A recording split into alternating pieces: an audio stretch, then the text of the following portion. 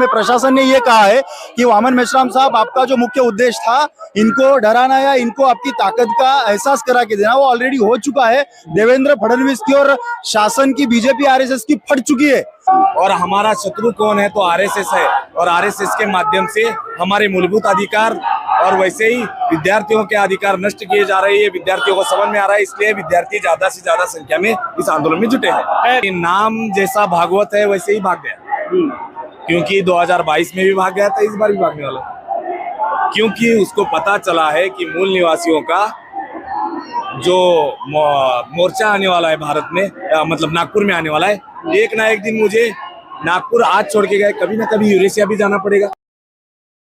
तो साथियों, हमारे साथ कुछ साथी हैं, उनसे भी बातचीत करेंगे। लाखों के तादाद में यहाँ सड़कें पूरी जाम हो चुकी हैं, पुलिस प्रशासन पूरा मुस्तैद है। तो आप लोग आरएसएस हेडक्वार्टर तरफ मोर्चा लेकर जाने वाले हैं, तो क्या लग रहा है प्रशासन जाने देगी आप लोगों को? बात ऐसी है कि प्रशासन से जो बातचीत हुई है, अभी वामन मेश्राम साहब ने प्रेस में एक बात कही है कि प्रशासन के द्वारा आरएसएस हेडक्वार्टर की तरफ जाने का जो रुख था या फिर जाने का जो रूट था, उस रूट को चेंज कर दिया गया है, जिसमें प्रशासन ने ये कहा है कि वामन मेश्राम साहब, आपका जो मुख्य उद्देश्य था इनको डराना या इनको आपकी ताकत का एहसास करा के देना, वो ऑलरेडी हो चुका है। देवेंद्र फडणवीस की और शासन की, बीजेपी आरएसएस की फट चुकी है।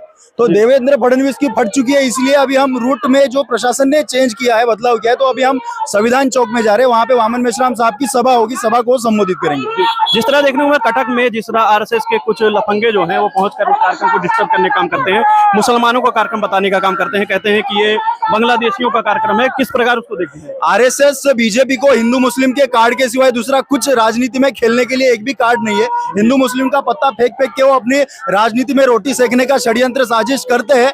और ओडिशा में जो बामसेब का राष्ट्रीय अधिवेशन हो रहा था 5 दिन का, और हिंदू मुस्लिम का वहां पे मसला ही नहीं था, वो तो 52% ओबीसी की जनगणना के लिए, ओबीसी के हक अधिकारों के लिए समर्पित किया हुआ वो राष्ट्रीय अधिवेशन था। उसको डाइवर्ट करके हिंदू मुस्लिम का मुद्दा बनाकर जनता के सामने पेश करने की बड़ी साजिश आरएसएस ने की थी, लेकिन वो साजिश अभी विफल हो चुकी है इस मोर्चा को देखते हुए।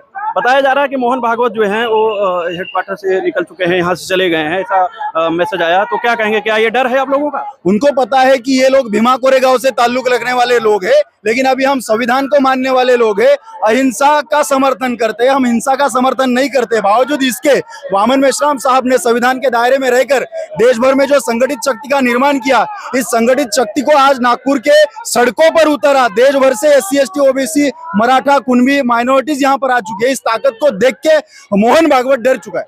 जी, बहुत बहुत धन्यवाद। तो साथियों, हमारे साथ युवा साथी भी हैं, हम इनसे बातचीत करना चाहेंगे।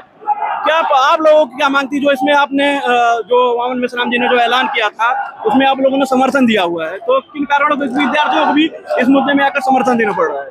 क्योंकि मेश्राम साहब जो लड़ाई लड़ रहे हैं वो 85% मूल निवासी बहुजन समाज के, उसमें महिला है, विद्यार्थी है, युवा। 85% में सब आते हैं, महिला, विद्यार्थी, युवा, बेरोजगार सब। और बामसेब के अब तक के 89 संगठन है, जो उसमें विद्यार्थी संगठन है, युवाओं का संगठन है, बेरोजगारों का संगठन है, विद्यार्थिनियों का संगठन है। क्योंकि जो बामसेब जो लड़ाई लड़ रहा है वो व्यवस्था परिवर्तन की लड़ाई लड़ रहा है। कहीं ना कहीं विद्यार्थी ये है, व्यवस्था से पीड़ित है, विक्टिम ऑफ दी सोसाइटी बोलते हैं ना, वैसे विक्टिम है। कितने बड़े पैमाने पे यहाँ पर युवा वर्ग जुड़ा हुआ है, लग रहा है आपको? आप देख रहे हैं लगभग युवा ज्यादा से ज्यादा युवा ही है, 50% से ज्यादा युवा वर्ग यहाँ पे, क्योंकि आंदोलन जो है अभी युवा वर्ग को अपनी समस्या समझ में आ रही है, अपना शत्रु समझ में आ रहा है, अपना दोस्त और दुश्मन की पहचान हो जा रही है। और हमारा शत्रु कौन है तो आरएसएस है, और आरएसएस के माध्यम से हमारे मूलभूत अधिकार और वैसे ही विद्यार्थियों के अधिकार नष्ट किए जा रहे हैं। विद्यार्थियों को समझ में आ रहा है, इसलिए विद्यार्थी ज्यादा से ज्यादा संख्या में इस आंदोलन में जुटे हैं। कहा जा रहा है कि मोहन भागवत जो है वो आरएसएस हेडक्वार्टर से भाग चुके हैं, ये आपके कार्यकर्ता कह रहे हैं, क्या ये बात सही है? हाँ, मेश्राम साहब की अगर स्पीच आपने सुनी होगी थोड़ी देर पहले, तो मेश्राम साहब ने कहा कि नाम जैसा भागवत है वैसे ही भाग गया, क्योंकि 2022 में भी भाग गया था, इस बार भी भागने वाला, क्योंकि उसको पता चला है कि मूल निवासियों का जो मोर्चा आने वाला है भारत में, मतलब नागपुर में आने वाला है, एक ना एक दिन मुझे नागपुर आज छोड़ के गए, कभी ना कभी यूरेशिया भी जाना पड़ेगा, वो उसकी तैयारी में लगे हैं। जो भी संगठन में आपके युवा, बेरोजगार और जो भी छात्र हैं उन तक क्या मैसेज पहुंचाना चाहेंगे जो अभी अभी अभी आपके आंदोलन से दूर है, जो समझ नहीं पा रहे हैं, डिसाइड नहीं कर पा रहे हैं कि आंदोलन कौन चला रहा है? विद्यार्थियों से, युवाओं से ये अनुरोध है कि ज्यादा से ज्यादा संख्या में विद्यार्थी युवा मोर्चा में आप जुड़िए, क्योंकि जो बंदूक होती है वो बंदूक में अगर गोली सही तरीके से डाल के ट्रिगर लगा देंगे तो सही निशाने पर जाता है। तो आज के जो बुलेट्स है, मतलब विद्यार्थी है, वो कहीं पे भी बिखर गए हैं और उनका मिसयूज कोई शत्रु के बुलेट में डाल के उसका मिसयूज कर रहे हैं। तो हमारी लड़ाई, जो हमारे मूल निवासियों की लड़ाई है, हमारी मूल समस्या की खत्म करने की लड़ाई है, उसमें विद्यार्थियों को ओरिजिनल गन में आके शामिल होना चाहिए और हमारा जो शत्रु है और हमारा निर्धारित जो कार्य है, उद्देश्य है, उसको भेदने के लिए विद्यार्थियों को तैयार होना चाहिए। क्योंकि आज जो मेश्राम साहब आंदोलन चला रहे हैं, ये आने वाले समय में इसका फायदा विद्यार्थियों और युवाओं को होने वाला है। क्योंकि आने वाले समय में विद्यार्थियों और युवाओं की जो समस्या बढ़ रहे हैं, या लीडरशिप भी विद्यार्थियों को ही करनी पड़ेगी, क्योंकि मेश्राम साहब तो कुछ इससे फैसिलिटी लेने वाले नहीं है। क्योंकि आने वाले समय में युवाओं को इसका ज्यादा से ज्यादा फायदा होने वाला है और आने वाले भविष्य जो रहेगा युवाओं का और विद्यार्थियों का, वो सिक्योर रहेगा। इसके लिए विद्यार्थियों को इसमें शामिल होना चाहिए।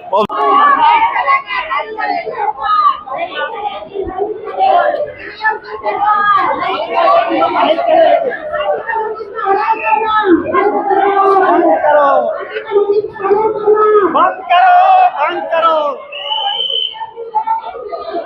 मुझे कॉन्टेक्ट करो।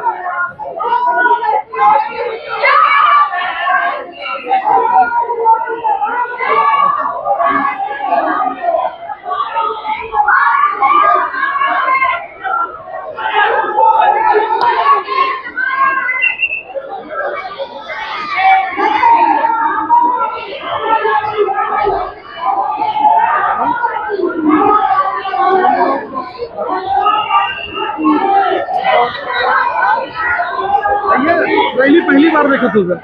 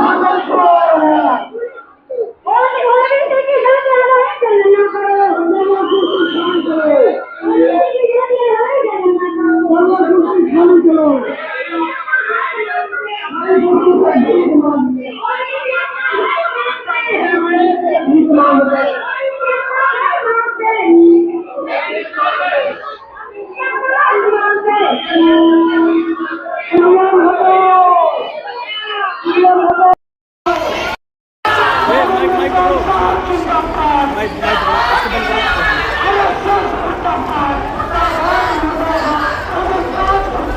लो